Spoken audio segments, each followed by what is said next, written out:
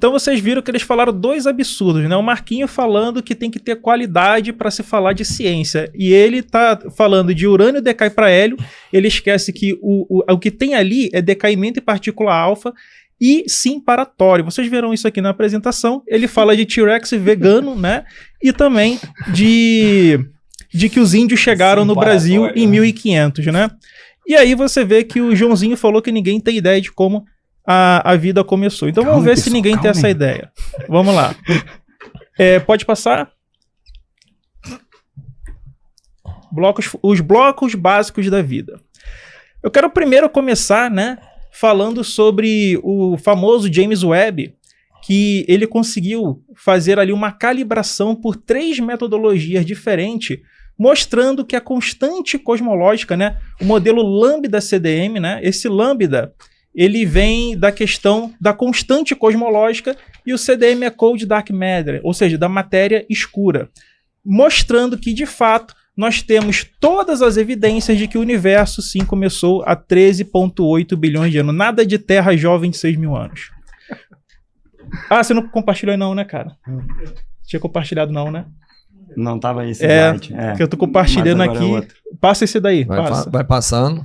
Isso, esse daí que eu falei, tá, galera? Que é o Lambda CDM, vocês podem ver que tá o artigo aí com o DOI, tudo bem colocado. E aqui nós temos, pode passar mais um? E agora nós temos a formação de galáxias do início do universo, tá, galera? Mais uma vez um artigo dizendo agora que aquele papo de que as galáxias eram lisinhas, bem estruturadas, macias, acabou. As formações das galáxias do universo, né, nesse novo artigo, realmente demonstraram que suas luminosidades são compatíveis com todo o modelo padrão já estabelecido. Vocês podem ver aí o artigo, né, as citações, as fontes, tudo marcado que está sendo mostrado para vocês. Pode passar, meu querido. Então, galera, os blocos de formação da vida, eles são compostos aí pelos chomps, tá? Que são os elementos como carbono, hidrogênio, oxigênio, nitrogênio, fósforo e enxofre. Esses elementos compõem tudo que nós temos como vida, né? Os principais elementos. E eles são abundantes. E nós podemos encontrar eles em todas as partes do universo. Pode passar mais um. Essa daí é a famosa estrela nascendo, né? Que o João ele sempre pediu lá no debate com o Pirulo, o Sacani e o Jaime. Então, essa daí é a estrela que está nascendo, né? A gente consegue observar isso. E ela, né, tem ali uma formação, um disco protoplanetário, galera. Essa imagem que vocês estão vendo é porque o James Webb ele opera no infravermelho, mas na verdade essa estrela está dentro de uma grande nuvem que seria opaca caso não fosse o James Webb. Então aí a foto da estrela nascendo, galera. Pode passar mais um? E aí, nessas nuvens de gás e poeiras, os cientistas encontraram moléculas orgânicas, né? Muitas moléculas como aldeídos, cetonas, açúcares, aminoácidos, aos montes, encontradas em nuvens estrelares. Galera. Pode passar mais um? E aqui nós temos, né, que a Terra ela se formou há mais ou menos 4,5 bilhões de anos, em média, tá, galera? E nós temos o famoso urânio. O urânio decai para tório e não para hélio. Vocês estão vendo aí, né? Ele libera uma partícula alfa, que no máximo pode ser chamada de núcleo de hélio, mas não é hélio. Então, galera, esses aí são cristais de zircões, tá? Que eles contêm ali em sua composição urânio. E você consegue datar que a Terra tem, de fato, 4,4, 4,5 bilhões de anos de idade. E não 6 mil anos, né? E não a idade aí de 6 mil anos. Será que ele vai usar a Bíblia como prova? Pode passar mais um. E essas moléculas orgânicas, elas são encontradas em asteroides, né? Diversos meteoritos a gente consegue encontrar, como por exemplo esse asteroide Ryugu, né? Que ele mostrou carbono, hidrogênio, nitrogênio, oxigênio, enxofre, 15 aminoácidos, incluindo glicina, alanina, ácido alfa, aminobutírico, foram identificados. E você vai ter inúmeros elementos encontrados em meteoritos que datam da época de formação do nosso sistema solar. Pode passar mais um? Esses aí são os enantiômeros L, Lembra lá que o Evelyn sempre fala dos enantiômeros, ele sempre fala da homoquiralidade, mas isso nós encontramos inclusive em meteoritos, como nesse caso aí do meteorito Murchison, né, onde diz aqui, por exemplo, ó, muitos dos aminoácidos proteicos comuns em Murchison não são racêmicos, excesso de L-enantiômero. Nossa hipótese é que os impactos de cometas e meteoritos durante os estágios iniciais da formação da Terra forneceram pelo menos alguns dos componentes essenciais com a estereoquímica correta para a origem da vida. Então vocês veem que existem vários trabalhos mostrando que isso que eles dizem que é impossível, na verdade é muito comum na formação do nosso sistema solar. Pode passar mais um. E agora, galera? Agora vem o Fatality. Isso aqui destrói o criacionismo de Terra Jovem. Isso é um sistema protoplanetário em formação. Ué, mas o criador, o designer, ele não criava tudo pronto, perfeito? Não era tudo lisinho, estruturado? Mas não. Nós estamos vendo um sistema protoplanetário sendo formado ao vivo, diante dos nossos olhos. Não era para ser tudo pronto. Pode passar mais um. E não era só aquele, nós temos vários desses protoplanetas sendo identificados, sendo formados ao vivo. Além da estrela nascendo, né, nós temos aí também mais 2 protoplanetas se formando ao vivo. Design inteligente refutado ao vivo aqui. Terra jovem destruída. Pode passar mais um. Agora a formação da membrana, galera. Mais um, por gentileza. Olha só, galera. Lembra daquele meteorito de Murchison que eu mostrei alguns slides atrás? Esse cientista, David Demer, né, ele tirou pedaços desse asteroide e, acreditem, o material contido nele formava vesículas automontáveis. Formava uma espécie de camada protocelular de lipídios. Olha só. Montagem de vesículas membranosas a partir de compostos anfifílicos extraídos do meteorito Murchison. Dentro de minutos, os compostos começam a se organizar em vesículas membranosas com diâmetros variando de 10 a 30 milímetros. Então, assim, galera, não tem condições. Isso aqui é o próprio meteorito in natura colocado numa solução aquosa, dando origem a uma membrana. Muito fácil. Será que o design inteligente tem algo parecido em laboratório para nos mostrar? Pode passar mais um. Esse daí é o modelo protocelular do Jack Szostak, né, que é um ganhador do Nobel de 2009, que ele vai mostrar que tendo ali os recursos, né, o material no início da formação do planeta Terra, esse recurso, esse material poderia muito bem dar origem à vida de forma espontânea, né? Vamos mais um. Ó, as primeiras células devem ter sido simples em comparação com as células modernas, altamente evoluídas. Porque o que a galera do design demente faz? Eles pegam as células modernas, as células atuais, evoluídas, e dizem que essa célula não pode se formar naquele ambiente. Mas a proposta nunca foi essa. A proposta é de que toda a protocélula se formou de forma simples, como nós estamos demonstrando aqui para vocês. Tá? Então, o artigo ele trata disso, de formação simples do protobionte. Pode passar mais um? Esse videozinho aí, pode dar play, cara. Ele mostra um esquema diferente, né, de formação desses ácidos graxos. Tá? Esses ácidos graxos eles se montam sozinhos, tudo de forma espontânea. E aí eles vão dar depois origem a membranas, né? A micelas, e essas micelas conseguem se unir, se acoplar e dar origem a vesículas. Tá tudo isso daí reproduzido em laboratório. Ó, pode passar mais um? Lembra que o Marcos e a galera do design inteligente, eles costumam dizer, né, que existe uma sopa ácida escaldante e que nada resiste a elas, mas nós encontramos organismos que resistem a temperaturas a mais de 110 graus, por exemplo, em fumarolas, né? Então, pode passar mais um? E também, no nosso próprio organismo, né, no nosso estômago, nós temos ali um pH ácido altíssimo, de 1,5, de 2, um pH extremamente ácido está dentro da gente. Se vocês tomassem, por exemplo, HCl o nome, né? HCl. Uma colher desse HCl, você provavelmente não sobreviveria, né? Então isso acontece até dentro da gente. Tem bactérias no estômago, né? Exatamente. Então a vida ela pode muito bem suportar ambientes extremos, por isso que são chamados muitas das vezes de extremórficos, tá bom? Pode passar mais um. Esse aqui é muito interessante, galera, porque nesse estudo eles foram detectar, pode dar play no vídeo, isso. Detectada a formação de vesículas por microscopia de fluorescência de cargas de corante encapsuladas, que se concentraram simultaneamente em nossos canais. Então, esses canais eles lembram muito as formações de fumarolas, tá?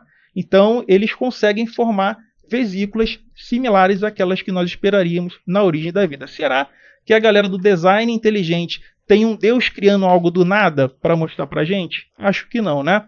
Então, são esses processos físicos simples, né, que levam à formação de estruturas a partir de reservatório pré-biótico diluído. Pode passar? E olha que interessante, galera. Esse aqui é demais. Esse aqui é um modelo de protocélula. Tá? Lembrando que o que a gente está falando aqui é que o protobionte ele é plausível, nós temos modelos dele, e esse protobionte ele é capaz de fornecer muitas evidências de como surgiu a vida, de como ela se desenvolveu até chegar nos organismos que nós temos hoje. E nesse experimento de laboratório, mostramos que protocélulas modelo podem prosseguir por múltiplos ciclos de reprodução, moléculas de RNA encapsuladas representando um genoma primitivo são distribuídas para as vesículas filhas. Então, nós temos um modelo que apresenta funcionalidade, que apresenta resultado. Será que eles têm um modelo de alguma coisa? A resposta vocês sabem que não. Pode passar mais um. Agora, esse daqui, pode dar o play no vídeo. Esse daí, galera, que vocês estão assistindo agora, é um vídeo onde uma protocélula, né, ela vai começar a ganhar volume até que ela consiga se dividir por qualquer fricção mínima, por qualquer ondulação um pouco mais forte pelo próprio efeito celular. Olhem agora o que vai acontecer, a célula vai se dividir. Opa! A protocélula se dividiu de forma espontânea. Então, o nosso modelo é extremamente funcional. Pode passar? Deixa eu ver aqui.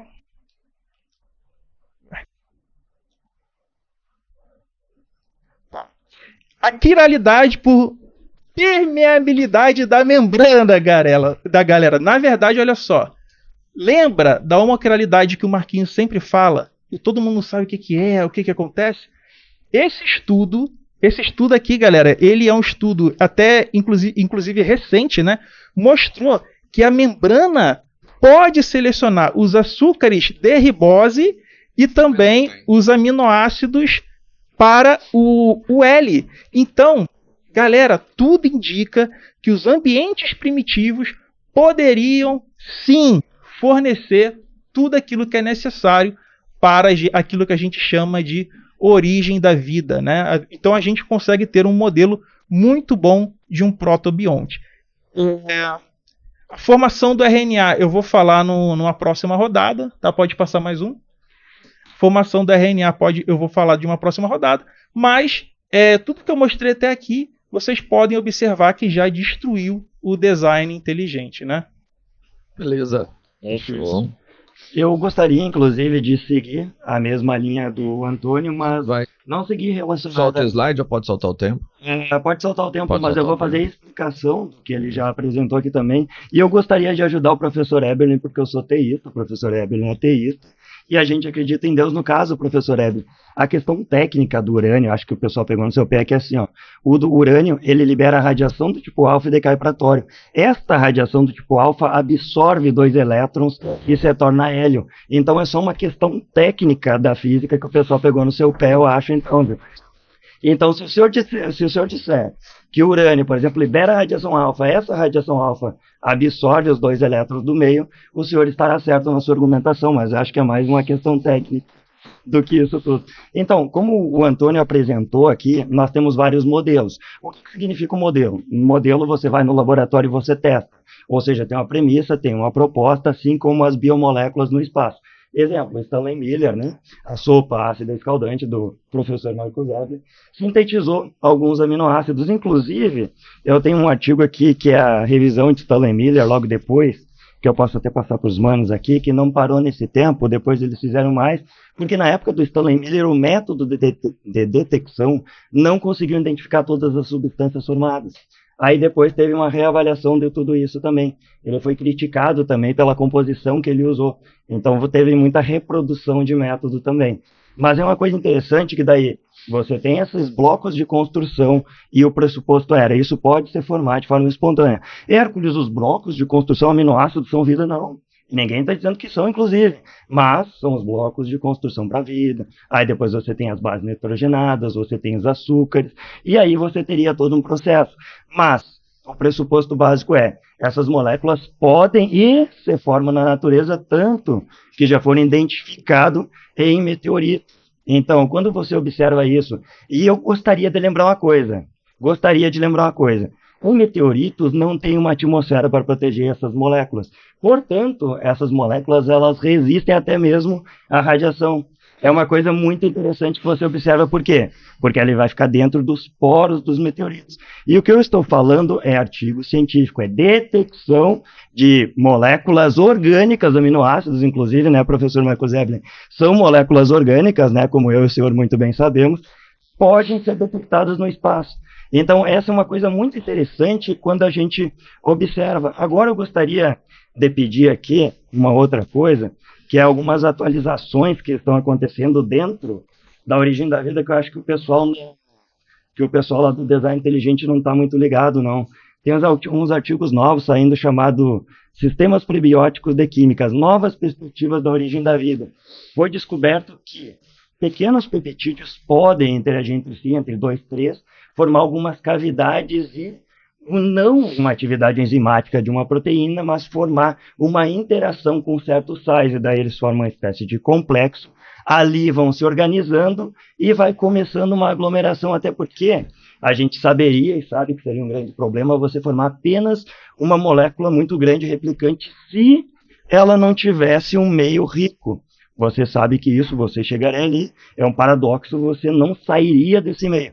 Então, portanto, é necessário que haja um sistema químico. Hoje em dia, a gente sabe, por exemplo, que as fumarolas têm um grande grau de riqueza de certas moléculas. Então, assim, o que eles começaram a testar? Eles começaram a pegar partes, por exemplo, de pó da terra, barro de fumarolas, alcalino, pó da terra, né? No final das contas, a vida sim veio do pó da terra, é muito interessante essa parte. Então, eles começaram a testar esses minerais e colocar eles em contato com alguns aminoácidos. E claro que esses aminoácidos deveriam ser sintetizados naquele meio, ou seja, teria que ser possível a síntese naquele tipo de pH, naquele tipo de condição e temperatura. E eles observaram, por exemplo, que alguns compostos de ferro, eles se reorganizavam. Esses compostos de ferro poderiam fazer o processo oxirredutivo, que seria uma espécie do primeiro mecanismo, uma espécie do primeiro metabolismo, eu chamo de primeiro mecanismo, que é algo extremamente rudimentar. E na química, na origem da vida, quando a gente trabalha aqui, pessoal, nós não trabalhamos com o Golem, nós não tiramos um homem do barro, nós não tiramos o monstro de Frankenstein, tá? Na verdade, você teria metabolismo e replicação. Esses seriam os primeiros passos. E aí sim a biopoese poderia, né, no caso, passar de modelo e se provar a verdadeira, que é uma coisa muito interessante e já tem estudo sobre isso. Pode passar um pouco para mim, por favor?